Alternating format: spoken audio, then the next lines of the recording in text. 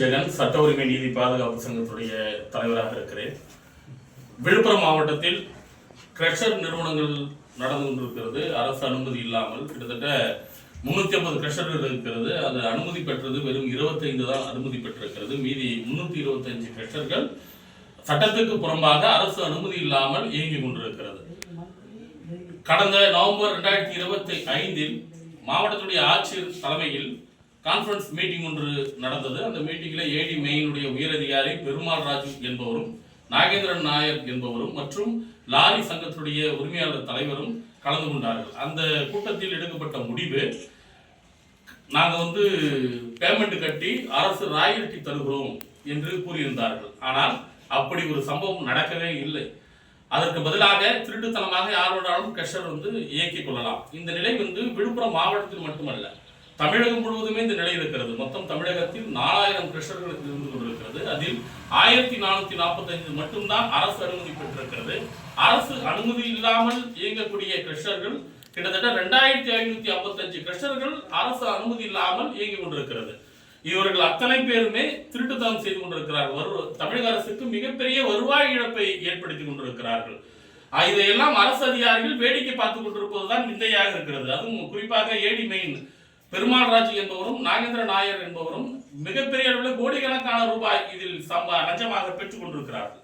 அது மட்டும் இல்லாமல் மணல் குவாரி என்பது இப்போ நம்ம எஸ்ஆர் நிறுவனம், அதாவது எஸ் ராமச்சந்திரன் என்ற ஒருவர் ஏற்கனவே மணல் குவாரியில் அனுமதி வாங்கியதாக சொல்லி ஏற்கனவே அவர் மணல் அள்ளினாரு. அதுல கிட்டத்தட்ட 4730 கோடி ரூபாய் அரசுக்கு வருவாய் இழப்பு ஏற்பட்டதாக தாமாக முன்வந்து அமலாக்கத்துறை வழக்கு பதிவு செய்த அந்த நபரை அழைத்து மீண்டும் தமிழக அரசு அவருக்கு அனுமதி அளித்திருக்கிறது. மணல் குவாரியை நீ இயக்கலாம், மணல் குவாரியை நடத்தலாம் அப்படின்னு அனுமதி அளித்திருக்கிறது. இது விந்தையாக இருக்கிறது. திருடன் கையில் சாவியை கொடுப்பதை போல மிக மிக அதிர்ச்சிக்குரிய விடயமாக இருக்கிறது. வருவாய் இழப்பு தொடர்ந்து ஏற்படுவதற்குரிய விடயம் இதுதான்.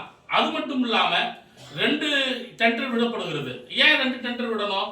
ஆத்துல மண் எடுத்துட்டு பிரைவேட்ல ஒரு இடத்துல பிரைவேட் பிளேஸ்ல கொட்டுறது, அதுக்கப்புறம் அந்த பிரைவேட் பிளேஸ்ல இருந்து எடுக்கிறது. இது 2 டெண்டர். அதாவது ஆத்துல மண் எடுக்கிறதுக்கு ஒரு டெண்டர், பிரைவேட் இடத்துல எடுக்கிறதுக்கு ஒரு டெண்டர். இதெல்லாம் எங்க போய் முடியுதுன்னா, மக்கள் மீது மணல் தட்டுப்பாடால் அவதி கொடுக்குற மக்கள் மீது அது திணிப்பாக வந்து கொண்டிருக்கிறது. மக்களுக்கு கஷ்டத்துக்கு கஷ்டம், அரசாங்கத்திற்கு கடன் மேல் கடன், வரி ஏய்ப்பு நடத்துவது, வருமானத்தை ஏய்ப்பதெல்லாம் அரசுக்கு மிகப்பெரிய கடினம். இல்லாட்டா பிரச்சனை இருக்குன்னா இன்னும் மற்ற துறைகள் எவ்வளவு பிரச்சனைகள் இருக்கும். அதெல்லாம் அரசு அதிகாரிகள் சரி செய்யணும். ஆனா யாரும் சரி செய்ய தயாராக இல்லை. பொதுப்பணித்துறை அமைச்சர் துரைமுருகன் அவர்கள் கடந்த 3 வருடங்களுக்கு முன்பு ஒரு தகவலை பதிவு செய்திருந்தார். என்ன தகவல் என்றால், யூனிட் 1000 ரூபாய்க்கு கிடைக்கும் என்று சொல்லியிருந்தார். ஆனால் அது நடைமுறைப்படுத்தப்படவே இல்லை. இன்னைக்கு யூனிட் அரசாங்கம் சொல்கிறது 4500 ரூபாய். ஆனால் யூனிட் இன்று விற்பது 7000 ரூபாய் யூனிட் இந்த எஸ்ஆர் நிறுவனம் விற்று கொண்டிருக்கிறது. மேலும் மேலும் அவர்கள் எனக்கு என்னன்னா, இந்த ஒரு நிறுவனத்தை தவிர மாற்று நிறுவனம் இல்லையா? அவன் திருடன் என்று அமலாக்கத்துறை வழக்கு பதிவு செய்த ஒரு நபர் தான் மீண்டும் மீண்டும் மணல் குவாரியை நடத்தணுமா? இதுதான் எங்களுக்கு விந்தையாக இருக்கிறது. இந்த சுமையெல்லாம் மக்கள் மீது தானாக மக்கள் மீது திணிக்கப்படுகிறது. அது மட்டும் இல்ல, பக்கத்து மாவட்டங்களுக்கு கனிம வளம் கடத்தப்படுகிறது. கனிம வளம்ன்றது இந்த அரசுக்கு சொந்தமானது, தமிழக மக்களுக்கு சொந்தமானது. நீங்க ஆத்து மணல கூட நம்ம மணல் வளர்ந்துரும், மழை அடிச்சுட்டு வந்தா மணல் சேர்ந்துடும். ஆனால் மழை ஒருபோதும் சேராது. மழை அழிக்கப்பட்டு கொண்டே இருக்கிறது. அரசு அனுமதி வாங்கி 35, விழுப்புரம் மாவட்டத்தில் மட்டும் 25 அரசு அனுமதி இல்லாமல் 325 நடந்து கொண்டிருக்கிறது.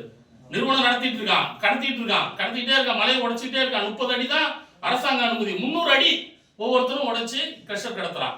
அது கிரஷர்ல டெஸ்ட் பவுடர் கலந்து, மணல் தட்டுப்பாடால டெஸ்ட் பவுடர் கலந்து அதை எம்சாண்ட் என்ற பொருள் அதையும் 7000 ரூபாய் யூனிட், பன்மடங்கு மக்களை புரட்டி கொண்டே இருக்கிறார்கள். சார், உடனடியாக தமிழகத்துடைய முதல்வருக்கு தவறான தகவல் கொடுத்து வருகிறார்கள். அரசு அதிகாரிகளை களை எடுக்க வேண்டும்.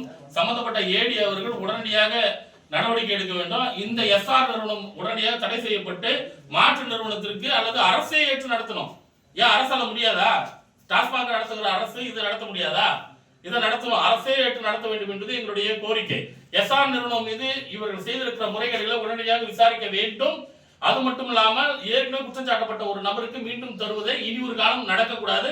அப்படி நடக்கும் பட்சத்தில் இந்தியாவின் முதன்மை சங்கமான சட்ட உரிமை நீதி பாதுகாப்பு சங்கம் வழக்கு உயர்நீதிமன்றத்திலும் உச்சநீதிமன்றத்திலும் சம்பந்தப்பட்ட ஏடிகள் மீது வழக்கு பதிவு செய்ய இருக்கிறது. சம்பந்தப்பட்ட துறை அமைச்சர் மீது வழக்கு பதிவு செய்வோம்.